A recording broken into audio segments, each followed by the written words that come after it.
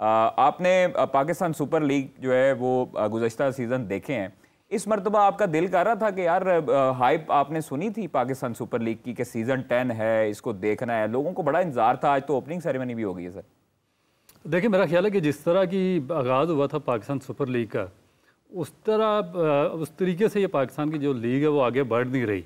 और इसमें मेरा ख्याल है कि रिस्पॉन्सिबिलिटी तो आती है पाकिस्तान क्रिकेट बोर्ड के ऊपर कि क्यों उसको वो इतना बड़ा ब्रांड बनाने में अभी तक नाकाम रहे, जिसकी यानी कि इंडिया की जो IPL है उसके बाद सबसे बड़ा ब्रांड इसको कंसीडर किया जा रहा था और उसको एक टफ़ टाइम देने जा रही थी।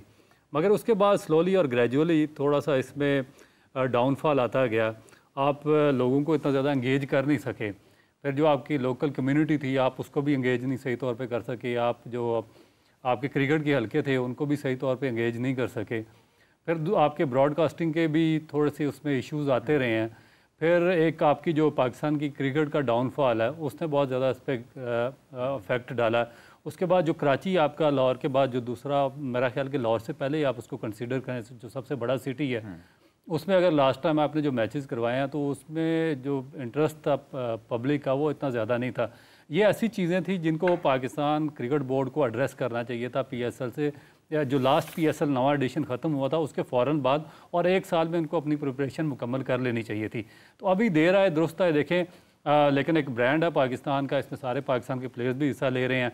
उसके बाद जो फॉरेनर प्लेयर्स हैं वो भी पार्टिसिपेट कर रहे हैं, और उसके बाद जो फास्ट बॉलर्स की एक हाइप है वो दुनिया में सबसे ज़्यादा इस लीग में है।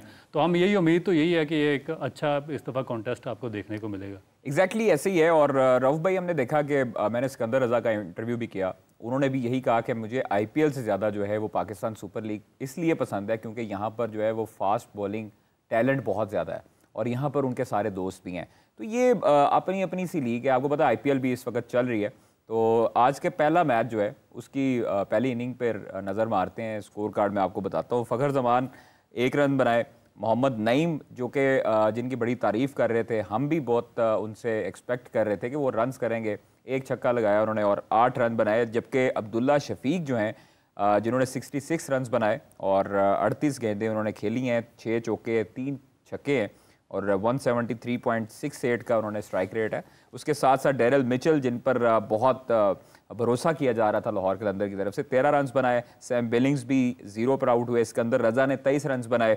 जबकि जहादाद खान, डेविड वीज़ा जो है वो 0-0 पर रहे। उसके साथ साथ शाहीन शाह अफरीदी कप्तान 2 रन बनाकर आउट हुए।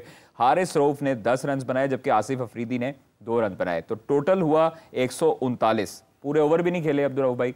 और बॉलिंग जो है वो जैसन होल्डर ने बहुत शानदार की है, 4 आउट किए हैं। उनको अपने कद का भी एडवांटेज हो सकता है क्योंकि आपकी जितनी हाइट अप्रॉक्सीमेटली उनकी हो सकती है। शादाब खान की बात करें तो काफ़ी अरसे से बड़ा लैक कर रहे थे परफॉर्मेंस का। हमने देखा कि जो चैम्पियंस T20 कप था उसमें भी उनकी परफॉर्मेंस अच्छी थी और उनका अच्छा कमबैक हो रहा था डोमेस्टिक जो टूर्नामेंट था। अब जो है वो उन्होंने 3.2 ओवर में 25 रन के एवज जो है वो 3 विकेटें ली हैं। तो ये शुक्र है कि कुफर टूटा खुदा खुदा करके, और शादाब की जो है वो वापसी होने जा रही है अल्लाह के हुक्म से। और 4 विकेटें जैसन होल्डर की, बाकी नसीम शाह और इमाद वसीम ने 1-1 विकेट लिया है। तो क्या ओवरऑल कैसा देख रहे हैं लाहौर की परफॉर्मेंस को? चेज़ होता दिखाई दे रहा है रावलपिंडी की विकेट पे? देखिए, जिस तरह आपने शुरू में बात की कि लोगों का इंटरेस्ट किस तरीके से क्रिएट करना है, तो लोगों का इंटरेस्ट क्रिएट करने के लिए आपको बड़ा बड़ा स्कोर देखना पड़ेगा। और फिर उसके बाद जो सबसे मेजर जो चीज़ है वो ये है कि जो आपके टॉप बैट्समैन हैं, देखिए एक तो ऑलरेडी पाकिस्तान की जो पोजीशन है वो डाउनफॉल का शिकार है। जो टॉप ब्रांड्स हैं वो इस तरह कंसिडर हो नहीं रहे जिस तरीके से उन्हें होना चाहिए। जो अब फ़खर ज़मान पे बहुत ज़्यादा पाकिस्तान की नेशन रिलाई करती है। और जब फ़खर ज़मान, बाबर आज़म, शाहीन अफरीदी, शादाब खान या इस तरह के जो बाकी प्लेयर्स हैं वो डिलीवर करेंगे तो फिर इस लीग का जो स्टैंडर्ड है वो नीचे से काफ़ी ज़्यादा ऊपर हो जाएगा। तो ये एक मेरे लिए बहुत ही एक क्वेश्चन मार्क है जिसका फ़खर ज़मान का जल्दी आउट हो जाना। ये एक बहुत ही अच्छा इनिशिएटिव लाहौर कलंदर ने लिया जो मोहम्मद नईम को उन्होंने चांस दिया, क्योंकि उनकी बहुत ज़्यादा हमने तारीफ सुनी है, डोमेस्टिक में उन्होंने परफॉर्म किया और स्ट्रेट अवे उन्होंने पहले मैच में ही उनको कंसीडर किया और चांस दिया। इससे पहले देखा गया कि जो यंगस्टर हैं आप उनको साथ रखते हैं मगर उनको चांसेस वगैरह नहीं मिलते। तो ये एक पॉजिटिव चीज़ है। दूसरा देखें कि एक ही बॉलर आया जिस तरह आपने बात की है, होल्डर, और उसने अपनी हाइट के साथ जो डिफरेंस है वो क्रिएट कर दिया और अभी तक वो सिलसिला चलता आ रहा है। जो पाकिस्तान के बैट्समैन जिस प्रॉब्लम का शिकार है, आपने न्यूजीलैंड में देखा, आपने चैंपियन ट्रॉफी में देखा, आपने साउथ अफ्रीकन टूर में देखा कि जैसे ही कोई लंबे कद का बॉलर आता है और उसको थोड़ी सी सीम या स्विंग मिलनी शुरू हो जाती है या हाइट मिलती है, तो उसमें सारे जो पाकिस्तान की बैटिंग लाइन अब कोलैप्स होना शुरू हो जाती है। तो ये जो इंटरनेशनल इवेंट, ये जो इस तरह की आपकी डोमेस्टिक लीग्स हैं, उसमें इंटरनेशनल प्लेयर्स अगर इस कैलिबर के आके खेलते हैं तो फिर हमारे प्लेयर्स को भी थोड़ा सा उन पर टाइम लेना पड़ेगा ताकि इंटरनेशनल स्टैंडर्ड्स को यहाँ पे ज़्यादा से ज़्यादा खेल कर जाएँ और वहाँ पर मीट करना शुरू हों। तो और अब देखिए एक और एक्सपेक्टेशन तो हमें है शाहीन अफरीदी से, हारिस रऊफ से, कि वो 138 अगर डिफेंड करेंगे तो मेरा ख्याल है कि एक बहुत ज़्यादा हाइप क्रिएट हो जाएगी। अच्छा, वो अब उनकी बॉलिंग में आप देखें, तीनों जो फास्ट बॉलर हैं वो प्रॉपर फास्ट बॉलर हैं और तगड़े हैं और पाकिस्तान की तरफ से रिप्रेजेंट कर चुके हैं। अभी इनमें जमान खान नहीं है, हारिस रऊफ है, जहादात खान है, शहीन शाह अफरीदी है।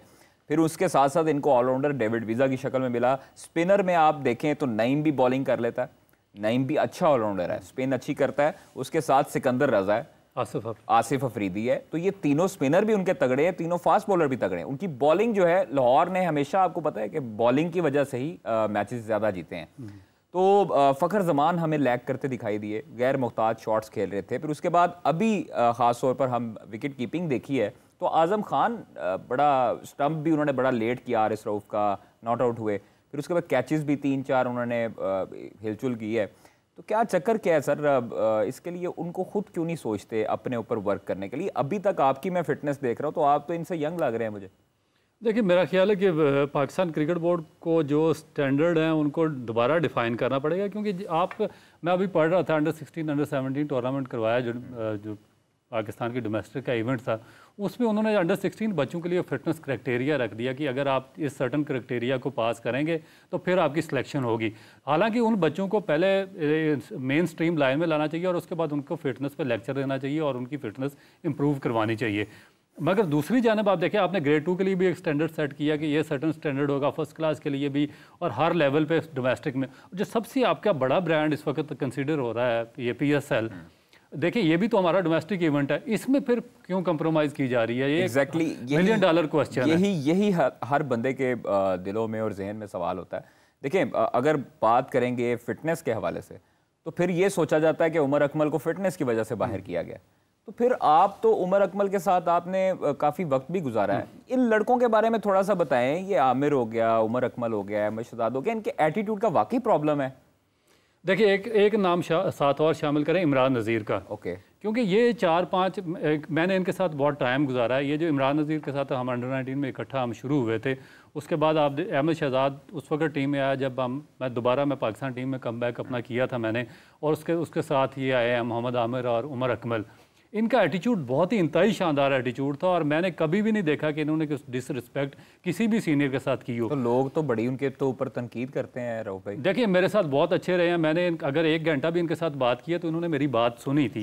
मगर आप पाकिस्तान क्रिकेट बोर्ड ने देखें कि जिस तरीके के इनको मेंटोर इनके ऊपर लगाए थे और जिस तरह के सीनियर, देखिए ये सारे लोग थे जो बाद में मुख्तलिफ स्कैंडल्स में पकड़े गए, जिन पर मुख्तलिफ एलिगेशन पाकिस्तान क्रिकेट बोर्ड के एंटी करप्शन यूनिट से आने शुरू हो गए थे। और ये पाकिस्तान क्रिकेट बोर्ड के जो लोग हैं जो हेल्म ऑफ अफेयर्स पर बैठे हुए हैं वो भी एग्जैक्टली जानते हैं, पाकिस्तान क्रिकेट बोर्ड का एंटी करप्शन यूनिट भी जानता है और सारे लोग जानते हैं कि कौन कौन लोग किस करैक्टर के हैं। फिर जब ऐसे करैक्टर के लोगों को आपने, इन जो बच्चे आपके टीम में यार इंतहाई एक्सट्रीमली टैलेंटेड थे, इन पे आपने उन पर मेंटोर लगा दिया, तो फिर आगे उनकी जो अपब्रिंगिंग इसी तरह की होनी थी कि उन्होंने सारा का सारा पाकिस्तान क्रिकेट का उन्होंने डिज़ास्टर करके रख दिया। और उसके बाद फिर आपने उन पे एलिगेशन उन बच्चों पे लगा दिया कि इनको बाहर कर दें और सबको उनको ख़त्म कर दिया कि हमारी बात नहीं सुनते, डिसरिस्पेक्ट करते हैं, ये फलानी चीज़ों में इन्वॉल्व है। तो उनको इस चीज़ पे लगाने वाले कौन है? ये असल क्वेश्चन तो ये है कि कौन सी जो लोग थे या सीनियर प्लेयर्स थे जिन्होंने उनको इस रास्ते पे लगाया। सबसे ज़्यादा तो उन पे करना चाहिए। और अफसोस की बात यह है कि वो लोग आज तक मौजूद हैं और अभी आज तक वही लोग मेंटोरिंग कर रहे हैं और उनकी लॉबी चल रही है, उनकी लॉबी चल रही है और दूसरे बच्चों का बेड़ा गर्क कर रहे हैं। आप यकीन करें, मैं ये नहीं कि मैं आपकी वजह से बोल रहा हूँ, मैं भी इनके साथ बैठा हूँ, वक्त गुजारा है। ये जिन क्रिकेटर्स के आपने नाम लिए हैं ये इंतहाई अच्छे लोग हैं और आज तक बंदे को मिल के जो है वो पता लग जाता है, ये आज तक इनकी हसरत में ये चीज़ें नहीं हैं। वो होता है ना कि आपको एक बज़ाहिर बंदा कुछ और नज़र आ रहा होता है और अंदर से कुछ और होता है, बट इनको आपको मिल के अंदाज़ा होता है ना हर बंदे को। तो ये जो लोग हैं आज तक जो पाकिस्तान क्रिकेट बोर्ड के साथ जुड़े हैं, इनकी आज तक किसी ने निशानदेही क्यों नहीं की? आज तक इनका पता साफ क्यों नहीं हुआ? ये साइंसदान हमेशा जुड़े क्यों रहते हैं यहाँ पे? देखिए ये उस वक्त होगा क्योंकि ये वो लोग कर सकते हैं जिनको डीप नॉलेज होगा, जिनकी डीप रूट्स होंगी सिस्टम में। जब आप ऊपर से, अब ये बेनिफिशरीज कैसे बनते हैं मैं आपको बताता हूँ। प्रॉब्लम क्या आ रहा है? प्रॉब्लम ये आ रहा है कि जब आप किसी को चेयरमैन को चेंज करते हैं या नया चेयरमैन लाते हैं तो उसको डीप रूट्स का नहीं पता, उसको पीछे पाकिस्तान क्रिकेट की पीछे 25 से 30 साल की हिस्ट्री का नॉलेज नहीं है।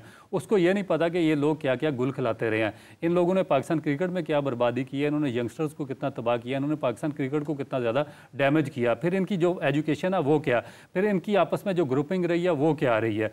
ये एक माफिया, एक पूरा ग्रुप है जो कि अपने आप जो इनिशिएट करता है। और ये बेनिफिशरीज कैसे बनते हैं?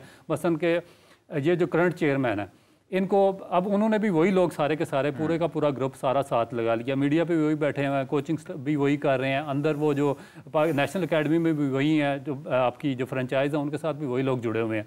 अब होता क्या कि अब देखें कि मोहसिन नकवी साहब जिस तरह के अब सारा का सारा ब्लेम उनके ऊपर आ रहा है और पूरे पाकिस्तान में हर बंदा उन पे अब पॉइंट आउट कर रहा है कि इनकी वजह से काम खराब हुआ।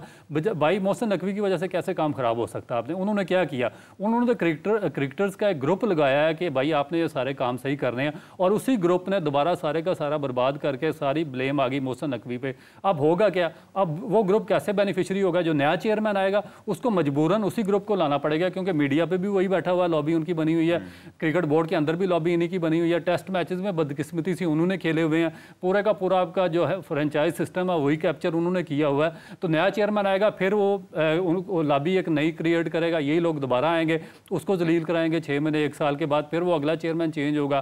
फिर ये तो उसी जगह पे मौजूद हैं, इनको तो कभी इनमें से आपने देखा कभी कोई अपनी जगह से हटाओ? तो ये प्रॉब्लम आ रहा है मेरा ख्याल।